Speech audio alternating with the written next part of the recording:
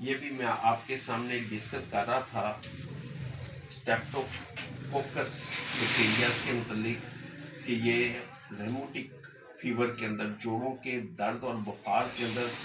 بہت بہترین جو ہے ہومیوپیتھک ادویات جو ہے ان علامات پہ کام کرتی ہیں، جبکہ ہمارے جسم کے اندر اس بیکٹیریا کا وائرس بہت زیادہ مقدار میں بڑھ رہا ہو۔ اس کے علاوہ اس بیکٹیریا کے اثرات ہمارے گردے کے اندر بھی ہوتے ہیں، اور گردے کے اندر جو انزائمز فاسد مادوں کو اخراج کرنے کا سبب بنتے ہیں، ان کے اوپر یہ اثرات مرتب کرتے ہیں، اور ان کو ڈیمیج کرنے کے بعد وہ جو فاسد مادے جسم سے پیشاب کے راستے باہر نکلنے ہوتے ہیں وہ نکل نہیں پاتے۔ تو گلومیری رول نیفروسس جو ہے یہ تکلیف اس بیکٹیریاز کا سبب بنتی ہے۔ اس کے علاوہ اسکارلیٹ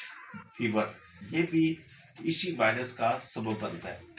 کہ جسم کے اندر 2 سے 3 دن کے بعد اتنی زیادہ انفلومیشن، سوزش ہو جاتی ہے گلے کے اندر کہ کوئی چیز نکل نہیں سکتا، سر میں مسلسل درد رہتا ہے، جسم جو ہے وہ بہت زیادہ نکاحت زدہ ہو جاتا ہے، تھکاوٹ زدہ ہو جاتا ہے۔ یہ بھی اس بیکٹیریاز کے سبب کی وجہ سے، جبکہ ہومیوپیتھک میں اس کے لیے بہت اچھی دوائیں ہیں، جیسے کہ فیرم فاس، مرک سال، اسی طریقے سے